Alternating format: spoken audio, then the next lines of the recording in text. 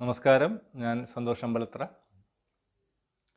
ഇന്ന് നമ്മൾ പറയുന്നത് തുലാക്കൂറിനെ കുറിച്ചിട്ടാണ്. തുലാക്കൂർ എന്ന് പറയുമ്പോൾ കഴിഞ്ഞ എൻ്റെ വീഡിയോയിൽ ഒരു സുഹൃത്ത് ചോദ്യ നക്ഷത്രം തുലാക്കൂറിനെ കുറിച്ച് പറയാമോ എന്ന് ഒരു റിക്വസ്റ്റ് ഇട്ടിരുന്നു. അപ്പോൾ അതിനെ ബേസ് ചെയ്തിട്ടാണ് ഇന്ന് ഈ വീഡിയോ ചെയ്യുന്നത്. തുലാക്കൂർ നമുക്കറിയാം, മേടം മുതൽ എണ്ണിക്കഴിഞ്ഞാൽ 7ാമത്തെ രാശിയാണ് അല്ലെങ്കിൽ കൂറാണ്. അപ്പോൾ അതിൽ അടങ്ങുന്ന നക്ഷത്രങ്ങൾ ചിത്തിരാര, ചോതി, വിശാഖത്തിൻ്റെ 3/4 ഭാഗം. ഇത് ചേർന്ന 2.25 നക്ഷത്രമാണ് അതിൽ വരുന്നത്. അപ്പോൾ ഈ കൂറിൽ ജനിച്ചാലുള്ള പൊതുഫലങ്ങൾ എന്തൊക്കെയാണെന്ന് നമുക്ക് ആദ്യം നോക്കാം.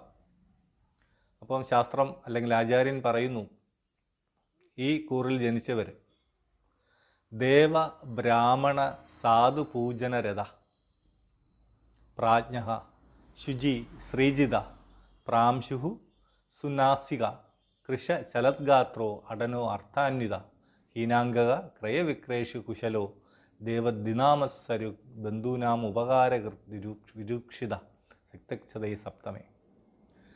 അപ്പോൾ ശശാങ്കേ സപ്തമേ വർത്തമാനേ ജാത, ശശാങ്കേ സപ്തമേ വർത്തമാനേ ജാത. അപ്പോൾ ശശാങ്കൻ എന്ന് പറയുന്നത് ചന്ദ്രനാണ്. അത് സപ്തമമാകുന്ന രാശിയിൽ സ്ഥിതി ചെയ്യുമ്പോൾ, അതായത് തുലാം രാശിയിൽ സ്ഥിതി ചെയ്യുമ്പോൾ ജനിക്കുന്ന ആൾക്കാർ, അപ്പോൾ സ്ത്രീകളുമാവാം പുരുഷന്മാരുമാവാം. അപ്പോൾ ഇവർ ഈ ദേവന്മാരെയും ബ്രാഹ്മണന്മാരെയും സജ്ജനങ്ങളെയൊക്കെ അവർക്ക് വേണ്ട രീതിയിലുള്ള ഉപചാരങ്ങൾ ചെയ്ത് അവരെ പ്രീതിപ്പെടുത്തുവാൻ തക്ക അറിവുള്ളവരായിരിക്കാം, അല്ലെങ്കിൽ അറിവുള്ളവരാണ്, അല്ലെങ്കിൽ അറിവുള്ളവരാകും എന്നുള്ളത് ശാസ്ത്രം പറയുന്നു. പിന്നെ പറയുന്ന വിഷയം, ഈ കൂറുകാർ സജ്ജനങ്ങളെയൊക്കെ പൂജിക്കാൻ താല്പര്യം ഉണ്ടായിട്ടും വിദ്വാനായിട്ടും, അപ്പം വിദ്വാൻ എന്ന് പറയുമ്പോൾ അറിവുള്ളവൻ, അപ്പം വിവിധ മേഖലകളിലും അല്ലെങ്കിൽ വിവിധ ശാസ്ത്രങ്ങളിലും അറിവ് സമ്പാദിക്കുന്നവരായിരിക്കും ഈ തുലാക്കൂറുകാർ. പിന്നെ പരധന ലോഭം ഇല്ലാത്തവരായിരിക്കും. പരധനം എന്ന് പറയുമ്പോൾ അന്യൻ്റെ ധനത്തെ ആഗ്രഹിക്കാത്തവരായിരിക്കും. നമുക്ക് വിധിച്ചത് ദൈവം നമുക്ക് തരും, അല്ലെങ്കിൽ നമ്മുടെ തൊഴിലിന് അനുസരിച്ച്, അല്ലെങ്കിൽ നമ്മൾ പാടുപെടുന്നതിനനുസരിച്ച് നമുക്ക് അതിനുള്ള വരുമാനം ദൈവം തരും, അല്ലെങ്കിൽ തന്നുകൊണ്ടിരിക്കുന്നു എന്നുള്ള, അല്ലെങ്കിൽ ഉള്ളത് കൊണ്ട് തൃപ്തിപ്പെടുന്നവരായിരിക്കും ഈ രാശിക്കാർ. അപ്പോൾ പരധനത്തെ ആഗ്രഹിക്കുന്ന മാനസികമായിട്ടുള്ള വിഭ്രാന്തികൾ ഇല്ലാത്തവരായിരിക്കുമെന്ന് ശാസ്ത്രം പറയുന്നു. പിന്നെ ഇവർക്ക് സ്ത്രീകൾക്ക് അധീനനായി തീരുമെന്നാണ്. അപ്പോൾ സ്ത്രീകളെ അധീനനാകുക എന്ന് പറഞ്ഞാൽ ജയിക്കുക എന്ന് പറയാം, അല്ലെങ്കിൽ അവരിൽ താല്പര്യമുള്ളവർ എന്ന് വിവക്ഷിക്കാം. അപ്പോൾ രണ്ടായാലും പ്രായോഗിക അർത്ഥങ്ങൾ 2 തരത്തിലാവാം. സ്ത്രീകളെ ജയിക്കുന്നവൻ എന്ന അർത്ഥം വരാം, സ്ത്രീകളിൽ താല്പര്യമുള്ളവനെന്നും ശാസ്ത്രം പറയുന്നു. പല സ്ഥലത്തും 2 അഭിപ്രായങ്ങൾ പറയുന്നുണ്ട്.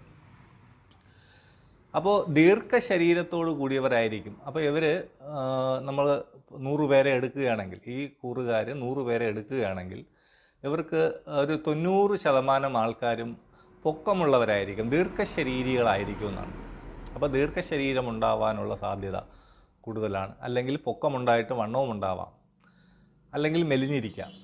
അപ്പോൾ പൊക്കമുണ്ട് എന്നുള്ളത് ഈ പറഞ്ഞ പോലെ ഈ ഒരു രാശിയുടെ പ്രത്യേകതയാണ്, പൊക്കമുള്ളവരായിരിക്കും. പിന്നെ ഇവരുടെ മൂക്ക്, വിശാഖം, ചോതി, ചിത്രയുടെ അരഭാഗം, ഇത് തുലാക്കൂറുകാരാണ്. തുലാക്കൂറുകാർക്ക് അവരുടെ മൂക്ക് കണ്ടാൽ തന്നെ നമുക്ക് പെട്ടെന്ന് തിരിച്ചറിയാൻ പറ്റും. നീളമുള്ള മൂക്കുകളായിരിക്കും അവർക്ക്. ശാസ്ത്രം പറയുന്നു, ഉയർന്ന മൂക്കോട് കൂടിയവനായിട്ടും മെലിഞ്ഞിരിക്കുന്ന ശരീരം, അപ്പം അധികം തടിക്കാൻ സാധ്യതയില്ല, എന്നാൽ തീരെ ഉണങ്ങിയതും ആയിരിക്കത്തില്ല. ചിലപ്പോൾ ഒരു കാലഘട്ടത്തിൽ ഉണങ്ങിയിരുന്നാലും ഈ പറഞ്ഞ പോലെ അമിതമായി വണ്ണം വെച്ചില്ലെങ്കിലും വണ്ണം ഉണ്ടാവാം.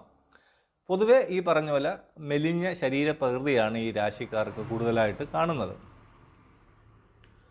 പിന്നെ സഞ്ചരിക്കാൻ, യാത്രകൾ പോവാനും കാട് പ്രദേശങ്ങൾ, ഈ യാത്രകൾ, ക്ഷേത്ര ദർശനങ്ങൾ, അപ്പോൾ ഇങ്ങനെയൊക്കെയുള്ള കാര്യങ്ങളിലൊക്കെ വളരെ താല്പര്യത്തോടു കൂടിയവനും അങ്ങനെ ഒരു അവസരം കിട്ടിക്കഴിഞ്ഞാൽ ഒരു തരത്തിലും മിസ്സാക്കാൻ കഴിയാത്തവരുമായിരിക്കും.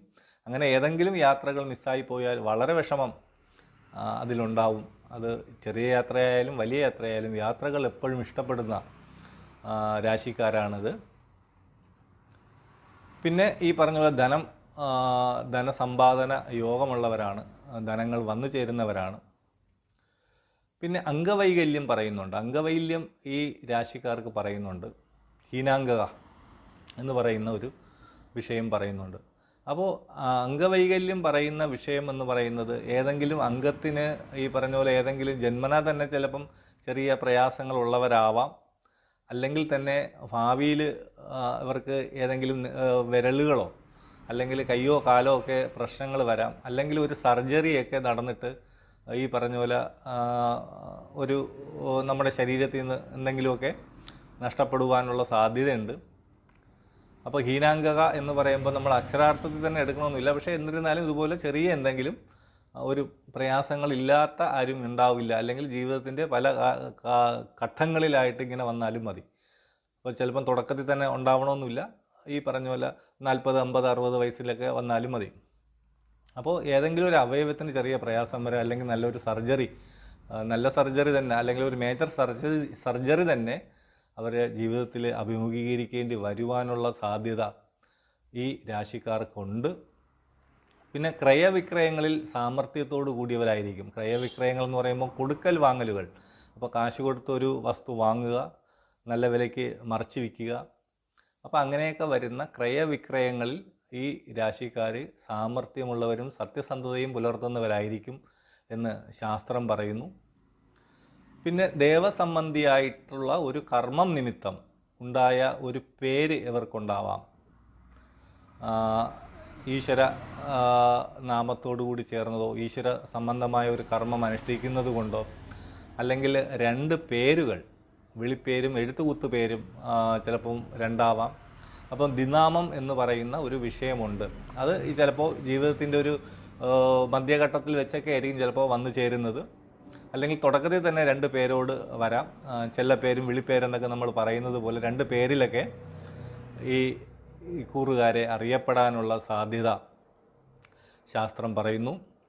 അതുപോലെ തന്നെ ബന്ധുക്കൾക്ക് ഒരുപാട് ഉപകാരങ്ങൾ ചെയ്യുമെങ്കിലും ബന്ധുക്കളിൽ നിന്ന് അകന്നു പോവാനോ ബന്ധുക്കളുടെ ചിലവരുടെ പ്രവർത്തനങ്ങൾ ഇവർക്ക് മാനസിക പ്രയാസങ്ങൾ ഉണ്ടായി ഈ പറഞ്ഞ പോലെ വിട്ടു നിൽക്കാനോ ഒക്കെ യോഗം എപ്പോഴും ഉണ്ട്. അപ്പം ബന്ധുഗുണം ഉണ്ടെങ്കിൽ പോലും പല സാഹചര്യങ്ങളിലും അല്ലെങ്കിൽ ജീവിതത്തിൻ്റെ ഒരു കാലഘട്ടത്തിൽ ബന്ധുക്കളെയും കുടുംബക്കാരെയൊക്കെ ഉപേക്ഷിച്ച് പോകാനുള്ള ഒരു യോഗം ഈ നക്ഷത്രക്കാർക്ക് അല്ലെങ്കിൽ ഈ രാശിക്കാർക്ക് ബൈ ബർത്തായിട്ടുണ്ട്. അപ്പോൾ അതിന് പല കാരണങ്ങളും നിങ്ങളുടെ സാമൂഹിക ചുറ്റുപാടുകൾ അനുസരിച്ച് അതിനുള്ള പ്രേരണ നൽകും എന്ന് ശാസ്ത്രം പറയുന്നു.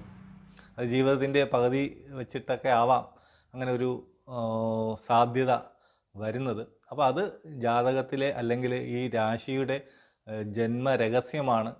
അപ്പോൾ അത് നിങ്ങൾക്ക് അനുഭവിക്കാൻ യോഗമുണ്ട് എന്ന് കാണുന്നുണ്ട്. അപ്പം വിട്ടു നിൽക്കുക, ബന്ധുക്കളിൽ നിന്നും ഒക്കെ വിട്ടു നിൽക്കേണ്ടി വരിക. ബന്ധുക്കൾക്ക് എത്ര ഉപകാരങ്ങൾ ചെയ്താലും അവരിൽ നിന്ന് നമുക്ക് മാനസിക പ്രയാസങ്ങൾ ഉണ്ടായിക്കൊണ്ടിരിക്കും എന്നുള്ളത് ശാസ്ത്രം പറയുന്നു. ചിലപ്പോൾ ഒരു വാക്ക് കൊണ്ടായിരിക്കാം, ചിലപ്പോൾ ഒരു പ്രവൃത്തി കൊണ്ടായിരിക്കാം.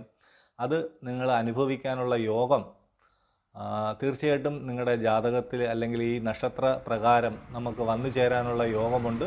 അപ്പോൾ ബന്ധുക്കൾക്ക് ഉപകാരം ചെയ്യുമെങ്കിലും അവസാനം ബന്ധുക്കളെ ഉപേക്ഷിച്ച് അല്ലെങ്കിൽ ബന്ധുക്കളുടെ ചില പ്രവർത്തനങ്ങളിൽ മനസ്സ് നൊന്ത് നാട് വിട്ട് വരെ പോകാനുള്ള സാധ്യത ഈ രാശിക്കാർക്കുണ്ട്.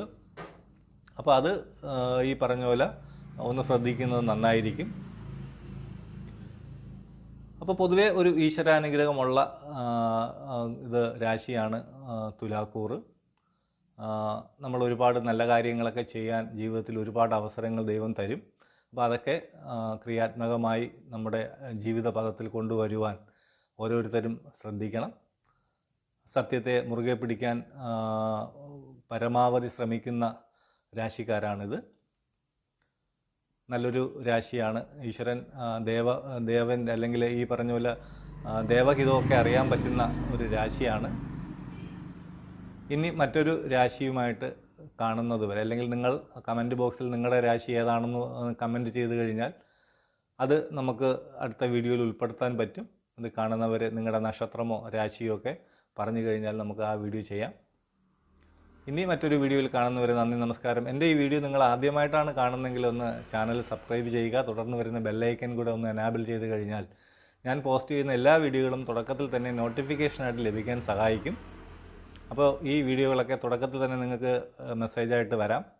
അതിൻ്റെ സമയമൊക്കെ നമ്മൾ ഷെഡ്യൂൾ ചെയ്തിട്ടുണ്ട്. അപ്പോൾ ആ സമയത്ത് നിങ്ങൾക്ക് അതിന് മുമ്പേ മെസ്സേജ് വരും. അപ്പോൾ ശരി, നന്ദി, നമസ്കാരം.